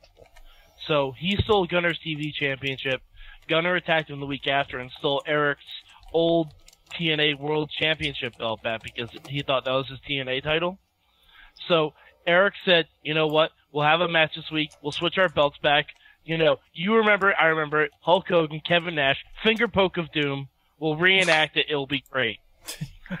And last week, Gunner did the finger poke on Eric Young. Eric Young sold it like he was shot in the head. Fell to the mat. When Gunner went down for the pin, Eric Young rolled him up and legitimately won the TNA TV title. And it was fantastic. Right. It was the best thing on TNA all week. But then we go back to them recapping old storylines. Yeah. So. Yeah. But and then Brian Kendrick, who'd he fight? Brian Kendrick. Oh my God. I can't remember the guy's name. Right? What's that? Abyss? No, Abyss? it was Kendrick and Kazarian. Yeah, Kazarian. Oh, that was a good match. Okay, that sounds like a good match. That was a fantastic match. I know nothing of the previous storyline. Oh, good. I just know that Brian Kendrick and Kazarian went to the ring and they wrestled a fantastic match. I'll give. Do you mind if I'm just going to give 2 notes on TNA? Go for it. Okay. Yeah, I think the Kendrick Kazarian match was really good. I agree with you, Chachi. I know, and you haven't watched the storyline. Kendrick, why is Kendrick the spokesperson for the X Division? Because he halfway does the X Division is shit on, and half does his whole monk, oh, I'm a prophet, stupid ass gimmick. Like, he doesn't know what to choose from. Well, you know what? And this goes back to TNA being a terrible company, but if they did the right storyline, then Kendrick is the perfect role model or spokesperson for the X Division. Yeah, and because it's like, I remember I was watching the Victory Road pay-per-view, and he cuts this really great promo where he's like, you know, I'm going to revitalize the X Division because they've been shit on for so long, basically. True. And I'm going to go out there, and I'm going to do it right now. And then he puts on his stupid hood from his, like, what is it, gi or whatever? And I'm like, I immediately didn't take him serious. So he did an AJ Styles. But it's not like he wrestled with it. Oh, he wrestles with it? It's a giant gi that he wrestles in. That's just dumb. And like, once again, he was like sitting in the ring in lotus position and rocking back and forth. It was the entire time I was yelling at the screen, "Take the goddamn gi off!" And that just leads us back in the chat room too. That just leads us back to the previous thing of TNA being a terrible company. The second point I want to make, Chachi, you mentioned the announce team. Oh God! I've noticed something, and this is scary. Is this still Taz and Tenay? Yes. I've noticed something that's really scary. I miss Don West. I miss Don West. Wow. I don't know if I'd go that far. No, I would. Because at least... Oh, I don't know if I'd go that far, WrestleFan. Don West has such an irritating voice. And you know what? At least he gave a damn. And maybe I'm just tainted because I've always had announcers that I've liked. I mean, JR, King, and even Michael Cole when he's not doing the whole heel thing and wanting to wrestle, and Booker T, as terrible as he is at speaking. Booker T's but he's so awesome at speaking bad. And then, what's the other guy's name? Josh Matthews? No. I like Josh Matthews. Josh Matthews. I love Josh Matthews as a commentator. He's a good real commentator. Yeah. So, I mean, I go from actually wanting to listen to what those people have to say to listening to Taz and Mike Tenay. It just gets to the point where it's like they do these big something really big happens, and the announcers just don't care. Yeah. Yeah. Because this happened. Let's sound like they're just there. Yeah, the announcers don't sell it.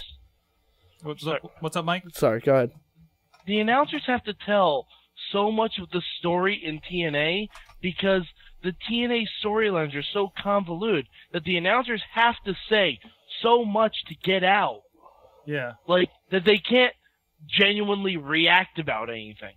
That's true. They even have to announce when it's like, if you randomly see 4 knockouts in a ring because of their editing, you don't know if it's a tag match, if it's a 4-way, if it's a title match. You don't know what's going on. The announcers have to actually say it. Also, because you don't know that because Christy Hemme improvises on her announcing. Well, no, She's like, I blame the it on following TNA is a wrestling competition. They do a Borash too. Well, I like Borash. Borash does it good. But Christy's like, this wrestling competition scheduled for one. I'm like, just call it a match. Just say and like, I don't care if just give me the weight, give me where they're from, and give me their name. What about the match type? You need the match type. And the match type, yes. But when she's if like it's a title match, yes, making his way to the ring, he is undefeated here in TNA. Crimson. I'm like, no one cares. Well, because Crimson's had like 5 matches. I know that's not your job though. But and all right, like using the Anderson and Eric match, they didn't react to a lot of the moves that they probably should have reacted to. Yeah. The only time during that match that I felt that they reacted appropriately is when Eric Young busted out the green mist at the end of the match. That was the Especially Mike Tenay, who I'm pretty sure has called a Sting Muda match. Yes. I mean, as an announce team, I expect you to sell shit. If you don't sell it, I'm not going to buy it. you. Listen, it comes down to this. It comes down to this with wrestling. It comes down to this with any job. And I didn't realize we lost Wheels. So just now. Oh, God. Sorry, Wheels. We'll try to get you back here in a second. I remember listening to no matter go ahead. No matter what job you're doing, you have to be passionate about it to be good at it. Right. Yeah. And you would think that those two people business. Yeah, especially in announcers is where it's first gonna like which is by the way why I miss Don West. Yeah. I mean, well, yeah, Don West really liked wrestling and tried his ass off even though he wasn't a good wrestling announcer, but he tried his ass off. I was listening back to shows. He was only bad when they turned him heel. Yeah. Oh yeah. Just like, you know, stuff he was going pretty out much bad all the way around. And I would also like to point out one more thing. I've listened to some bad announcing. Sorry. Don West is a bad announcer. I think there have been worse though. I really think there have been worse. In the early stages of TNA when it was like the first shows and he freaks out over a Hurricane Rana, then yeah, that's kind of But like I was watching shows from like 06 and like I thought he was pretty good. Well, and I would before someone else can take control of the conversation, because I don't have much more to say about this. I've run out of things to say. But another thing that TNA actually did right as far as the matches go, in the Kendrick and Kazarian match, they actually set a time limit and went over the time limit. Like, the bell rang at the 10-minute time limit. Okay. Yeah. And then they decided to restart the match because it was for a #1 contenders for the X Division belt. Yeah. So, I mean, that was a good work. As opposed to, there was a match I saw probably a month or two ago in an indie that they foreshadowed the time limit draw so bad. Because they mentioned that there was a 10-minute time limit for this match, which they never ever mentioned there's time limits for the matches in any of their matches. If you're going to do a time limit thing, you have to do time limits for your entire match. Right. For all your matches. Yeah. For example, I like in IWC when Chuck or whatever, or whoever does it now, says that there's 5 minutes have gone by in this match, or 10 minutes have gone by in this match. But if you do it, you have to do it every time. Yes. Yeah. And they're usually pretty consistent with that. And well, especially in indies like that, most of the indies like that, they don't have that earpiece for the referee. That's their signal saying, "Hey, we said you should have an 8-minute match. This means, hey, you're at the 5-minute mark." And you should be wrapping it up, or hey, you're at the 10, or you're doing a 15-minute match. Hey, you're at the 10-minute mark. Try to get through your last portion of your match. I mean, that's a communication tactic as far as they go. But and they're not always exactly on 5 minutes. No. So, like I didn't pay attention to the actual timing of the match. No, of course not. I was half asleep. Or if there's a clock, sometimes they put a clock for no reason. Well, TNA used to have a clock. I've TNA noticed. used to have a timer on their matches on Fox Sports. Yeah, because they tried it. Well, remember when they're dropping on. But that was cool. That was interesting because it made it feel more sport. And that's when they were coming off the pay-per-views, and they were more competition. They were more ROH-like at that point. Right. Oh God, they were more ROH-like. Off the rails. I mean, that's what the show you went to. Yeah, ICP dropped in every once in a while. Yeah, they had strippers for a while. But aside from that, you had good talent, good matches. You paid your $10 for a good 2-hour show and a 6-sided ring. Yeah, no, not yet. I don't think the 6-sided. That's coming back. They didn't have 6 sides until Spike TV. No. That's coming back? No, they had it before. They had it a little bit before Spike TV. No, they had before Spike TV too. Okay. Because that was the first I saw of it when it was on Fox Sports. 6 sides. I don't. The 6 sides is the problem. I don't care if it's 4 sides. I don't care if it's 6 sides. If your storylines suck and if your wrestling's so convoluted, then I won't care. Right, and we're not arguing with you. But the 6 sides differentiated from WWE. But I mean, the X Division was so much better when these high flyers are bouncing off of 6 sides. No, I enjoyed the 6-sided ring. I thought it was a little different, I mean, but then the other stuff around that happened in the 6 sides and outside the 6 sides got a little too ridiculous. Right. That was the problem. Now let's move on. It's enough TNA. That's enough. Oh, because there was one more TNA story that we didn't even talk about. I don't care if there's another TNA, except for the fact Mick Foley and Tommy Dreamer are leaving. Yeah, Mick Foley, the guy who was behind the rebranding to call it Impact Wrestling. Not only that, and said, "I can't wait to have more X Division wrestling under this new brand." Who announced a week ago on Impact that they were gonna have Destination X, and that he was gonna span the globe to find like 20 X Division wrestlers. He's gone from TNA. Yeah. So Dixie will probably be taking the place of the face of the network at this point. I would imagine. Okay. Also, they have a pay-per-view this weekend. I don't know if we care. No. Yeah. The only thing I care about is finding out if Ken Anderson is coming out as Old Sting. But I don't care about how that match goes because as far as I'm concerned, Sting shouldn't be in a wrestling ring. Yeah. Ken Anderson can't even do a Scorpion Death Drop correctly. Yes, you're correct. It's a reverse DDT. You're correct, and I'm not going to argue this with you. The part about Ken Anderson as Sting that I enjoy is the fact that he actually looks the part. Yeah. Oh, yeah. He looks a lot like Sting. Sting. Looks amazing. He looks amazing. The whole gimmick that he's doing, the old Sting gimmick, is fantastic. It's one of the few things I like about TNA. But if you're going to do it, learn to do the moves. Like, he did a Stinger Splash. Yes. Oh my God! I can do a better Stinger Splash. Yeah. The other thing is, I'm pretty sure that they're gonna say the reason Anderson's doing it is to get in Sting's head or whatever, or to fuck with him. What have they shown on Impact to make it seem like Sting actually cares? He doesn't. That Anderson's imitating him. He beat up Disco Inferno, WrestleFan. Oh my God! But who cares? Go Birdie. Who I cares? couldn't say it with a straight face. All right. I'm getting depressed here. Seriously, we need to move on. All right, let's talk Tough about enough. Raw. Okay, Tough Art enough. is awesome. I can be his champion. Andy is the winner. Oh, fuck that. Yippee! But I forgot Andy. who said it.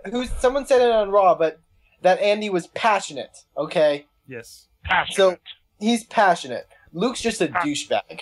Dude, it was a choice between a giant turd and a piece of douche, and the giant turd won. All right. That's all right. fine. All right. No, and I agree with Mike because out of Luke and Andy, the person that got the loudest reaction was Jeremiah. That's Jeremiah got a huge pop. Jeremiah got a bigger pop than Bill DeMott. Yeah. No one knew who the fuck Bill DeMott was. You gotta admit, though, they were in Richmond, Virginia, so I'm sure. Well, yeah, but I mean, they all still. probably thought he was related. But I mean, so- this didn't surprise anyone else. I mean, no one was just I thought oh. He was it definitely wasn't surprising. Not at this point, no. Because I mean, I thought Luke was gonna win. all WWE was look at their current roster and was like, hey, that guy looks like everyone else. Let's pick As him. cool as the montage Wait, was. wait. You saying Andy looks like everyone else? He's a big, muscular guy. No, I'm saying Luke looks like every other heel Luke that's on looked their like roster. 3/3 of the roster. Luke, given the right haircut, can look like Alex Riley, Miz, brown-haired Dolph Ziggler, Evan Zack Bourne, Ryder. Zack Ryder, Kurt Hawkins, maybe. You I know, don't even know since Kurt this is the Hawkins. first time I saw Zack Ryder wrestle in a while, and I forgot. No, hold on. I'm watching him. I'm watching him, and I realized that he's good. Zack Ryder, for as much as he does for his look and his internet persona and everything, in the ring looks like any other generic wrestler. If I didn't know it was Zack Ryder, I would have thought it was a jobber. You know why? Yeah. I miss Zack Ryder's old tights with the long leg and the short leg. Bring it back. Yep. Bring it back, Zack Ryder. At Zack Ryder, bring back the old tights. That's true. Also, watch the introduction of the Edgeheads at the Pittsburgh Armageddon the last couple of days. For some reason, I wanted to revisit that. And I can't believe how much, I'm watching that. I was like, really? That's Zack Ryder? You know? It's just kind of interesting. I watched a clip of, from 2005 of Zack Ryder being in a match with Matt Morgan in WWE. Oh, wow. And him just looking like he's, 18 years old and, skinny and, pale. And he's come a long way. Yes. Yeah, now he's zacked and tan. Yeah. Speaking of broskies, WrestleFan, you have a video. We can't play it here because it's YouTube and doesn't work on our system. But we are going to tweet this. Those crazy Hardys are at it again. Crazy Hardys. Here's the look of that. No, that's not Vicky Gambino there. But no, what's going on? What are these assholes doing now? True. That's not Becky Gambino. That's Matt Hardy's girlfriend, Reby Sky. Rabies? Reby Sky. Rabies? Rebby, whatever. Rabies. I don't care. Rabies. Okay. She probably has rabies. Sam Raimi? I hope not. She could spread that shit around my former office. Okay, but Jeff Hardy's new Matt girlfriend Hardy is has Sam a Raimi. YouTube show, and where he's just being Matt Hardy and being stupid. They decided that'd be fun for Jeff Hardy to pull out a taser and tase both Matt Hardy and his girlfriend. God, they're bored. God, it's really boring in, backwoods North Carolina. Jeff Hardy all sweaty, looking high with his shirt off, yelling at the camera. Because I know we can't play on in the show. Pittsburgh, we only reserve the tasers for Pirates openers. That's true. But no, yelling at the best line. I know we can't play it here, but yelling at the camera, going, "I know the red light's on means it's recording, motherfucker!" And just yelling the stupidest crap because he's high. And I posted a comment on the video actually. I posted a comment on the video actually. What? And Jeff Hardy's drug trials have been continued again. Why? Because they saw this video. Can I have a public service announcement for the courts of North Carolina? Sure. Please, this is America. This. When Jeff Hardy was convicted of this crime, not only was Osama bin Laden still alive, but I think about 8 of his second generals were still alive too.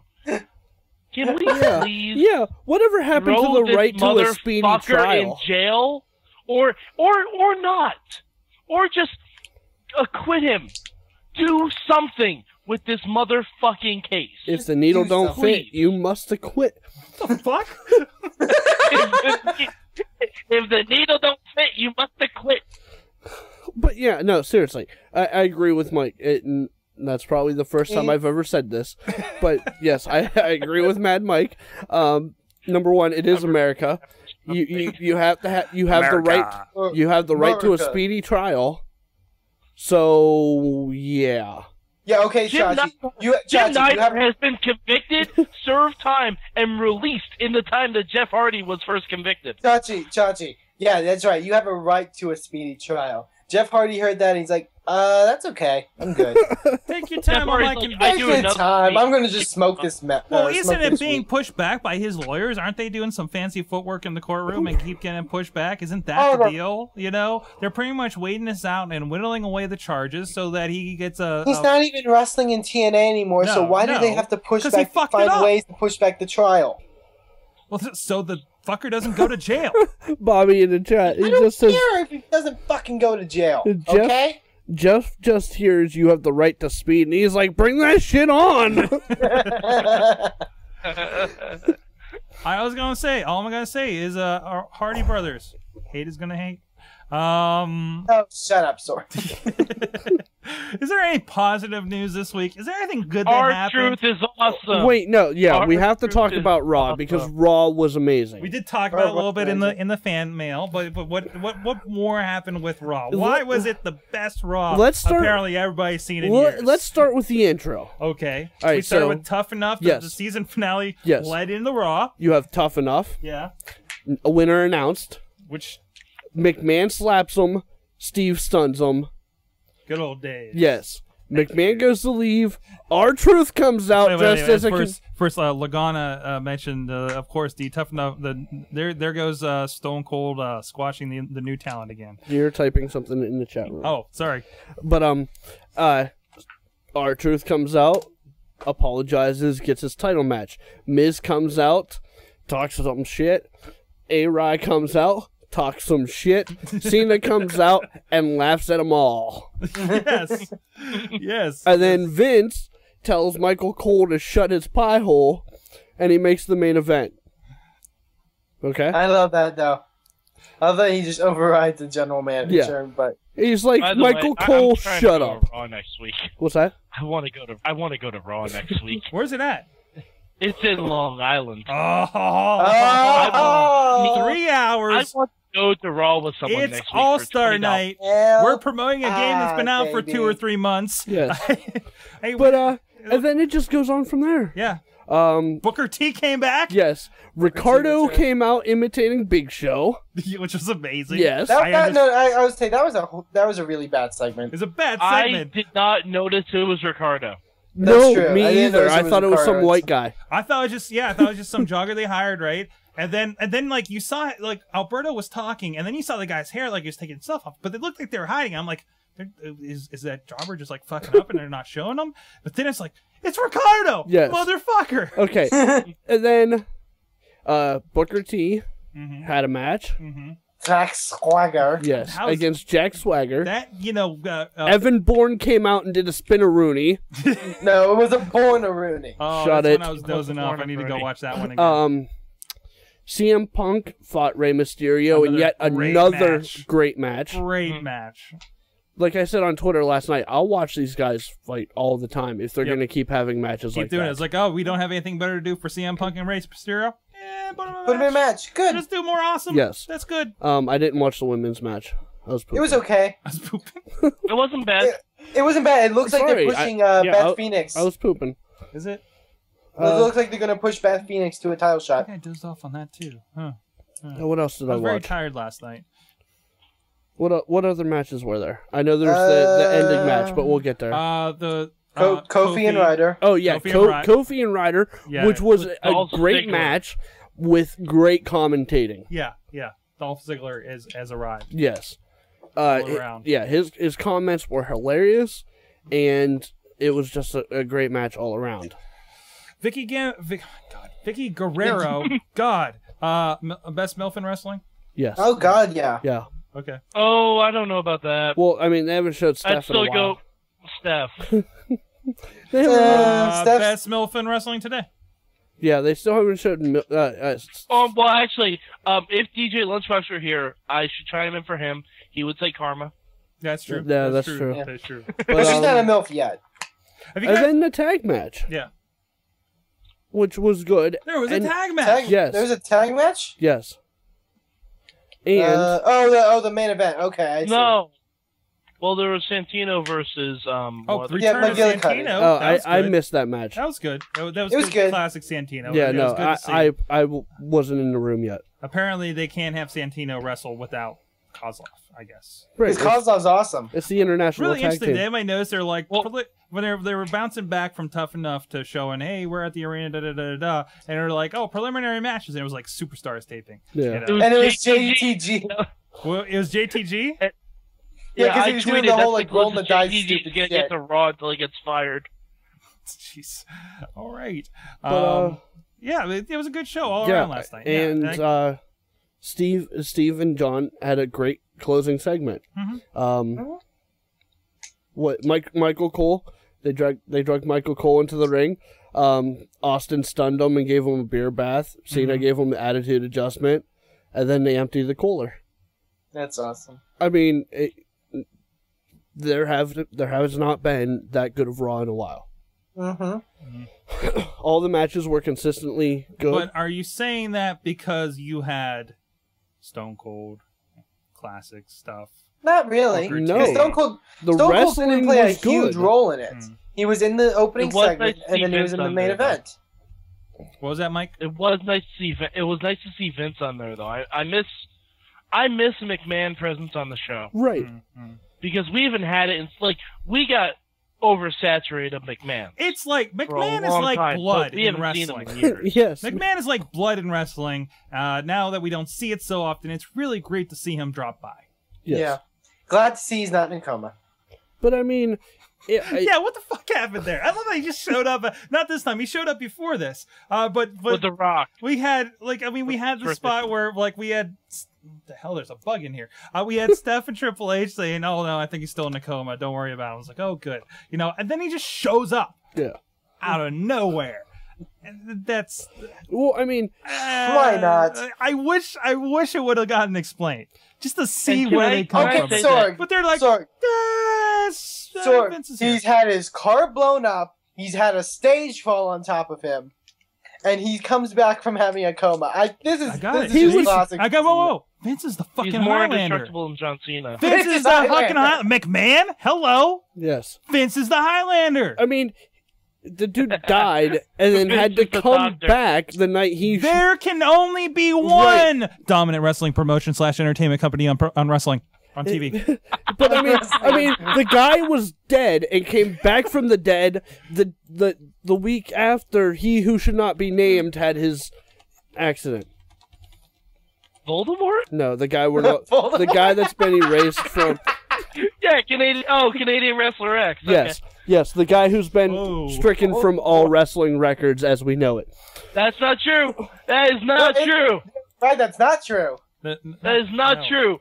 I don't know how this got past the censors, because I was part of those censors. But no wonder on you were the fired. Nitro DVD, there is a young man who makes a run-in that has kind of a fucked up tooth on his face. And he does a run-in from the Horseman. Oh, so they missed one. Wait, mention that. The very best of Nitro DVD, hosted by one Diamond Dallas Page. Right. By the way, that's totally why Booker T held match last may night. be a purchase. All right, this is most likely going to be a purchase. They sobered him up long enough to record the DVD. No, he's doing shit. He's doing yoga for regular guys, man. It's what single-handedly brought back Shawn Michaels to wrestling. Is yoga for regular guys. No, ask him. Well, that and Jesus. I'm calling Sean as soon as we're done here. Jesus and Diamond Dallas Page brought Shawn Michaels for another 8 years of wrestling for you. Side note, Degeneration X's last DVD is now on Netflix. The one with the tank. All right. The one I'm going to watch that because I heard that was good. Yeah, I mean, it's got to be. And Bobby... It's different than the other DVDs that they had. Bobby said... Trust. What's that, sir? Yeah, go ahead. The new DX DVD is different than the other ones they had because it's actually Shawn and Triple H doing the intros to each match and segment, and they're really talking about it because it is the final run of DX. So it's kind of an overall take on a lot of a last kind of commemoration or something. That's cool. That's cool. That's what I like to see. Bobby in the chat room said 3 Horsemen and the Canadian Blur. Yes, that sounds all right. All right, guys. On that note, I think it's time for us to wrap up. We had a really good night of wrestling talk tonight. So it's time to learn, guys. Wait. What? We can't yet. Why? Who's doing the Remember When segment next week? Oh, we don't have to say anything. Yes, we do. No, we have Sorg. It's a teaser for next week. Who? Find out next week. First of all, who's not taking the week off next week between you two?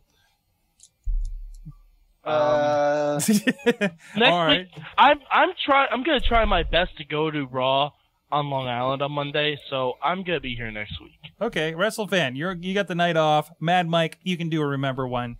And, all right. Yeah, since you got MSG, you should have some really good stuff up Yep. there. Well, I have a lot of remembering.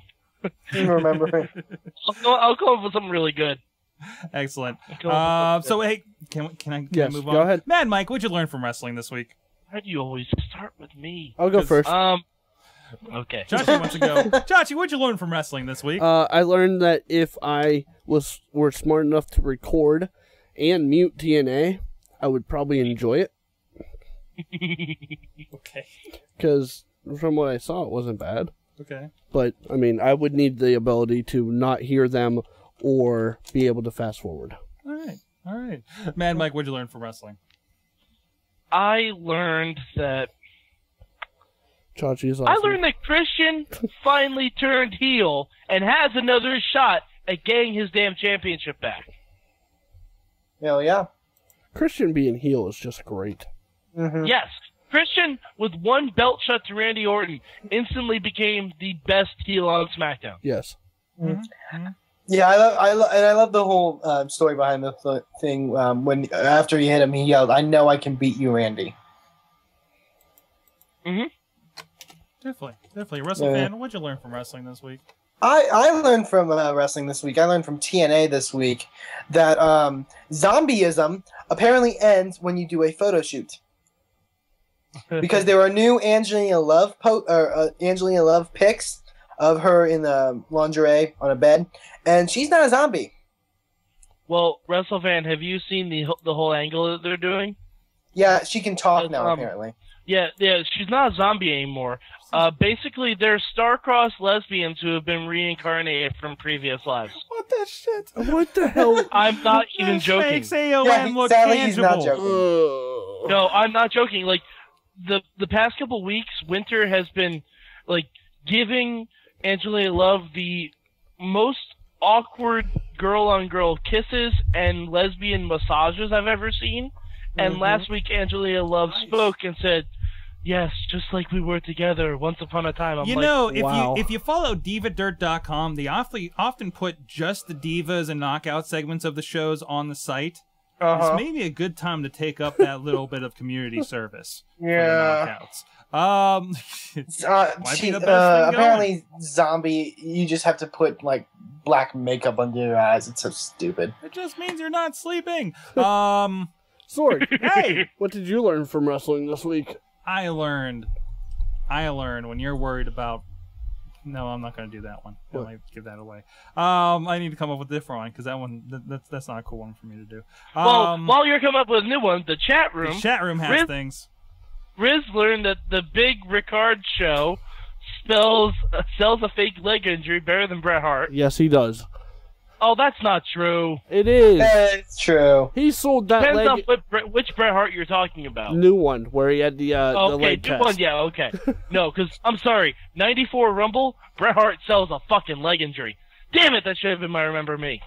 Damn it. Oh, well.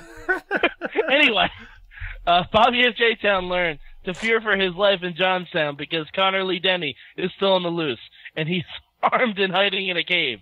And he also learned that R-Truth was actually entertaining on Raw. Excellent.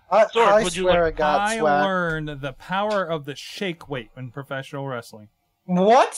There's this fellow in RWA, Shane Valentine, I think his name is. Hilarious. He comes out with that shit, the shake weight. Yeah. Oh, is Rosa Mendez doing the shake weight? Because I know she works out a lot. Oh, yeah? Or he comes out, and then this other guy, Pim, comes out with him. He's this giant, he's fat. I'm sorry, he's a big guy, okay? And it's funny seeing the both of them come out, and he's trying to do the shake weight, and he's doing the shake weight. And they had a shake weight off in the beginning of the match, and it's just hilarious and so much innuendo. Shake weight off? Shake weight off. They broke one of them actually. Oh wow! Wow. Yes. I'm not gonna let him give me a blowjob. Yeah. Wait. What? First of all, it's hand job. Somebody's hanging out with Jimmy D sorry. too much. All right. On that note, and hi Shira. Go to your Chili's, and hello Shira, who loves Justin Bieber. Because it's her birthday. It's her birthday. Hi, Shira. Happy birthday. It's your birthday that loves Justin Bieber. Sure. Hi. We take requests? Why not? Well, thanks, guys. And as you know, Wrestling Mayhem Show is a fan-based show, so you can call us at 412-206-WMSO. And... Oh, I got it right. Yes. And you can email us at... Good time. At WrestlingMayhemShow.com. Yes. And what's the website? It's WrestlingMayhemShow.com. Where can you tweet us? At Mayhem Show. What can they get on your iPhone or Android device? You can buy our handy-dandy little app, which gets you WMS Gold. It's stuff that you don't get to hear on the normal show, but we give to you. And you get to hear why WrestleFans College is way better than mine. And it gives you a link to the show that you can listen to in your handy-dandy little application. Notebook. Chachi, sign us off. So, for Sorg, Mad Mike in the Bronx, WrestleFan in Corpus Christi, I'm Chachi. Wheels and Jimmy D. Wheels in his wheelchair somewhere. I think he was abducted by Shane Douglas. Yes. Yeah, he disappeared immediately. I don't know where he went. And Jimmy DeMarco for being our guest and answering all those gazillion questions.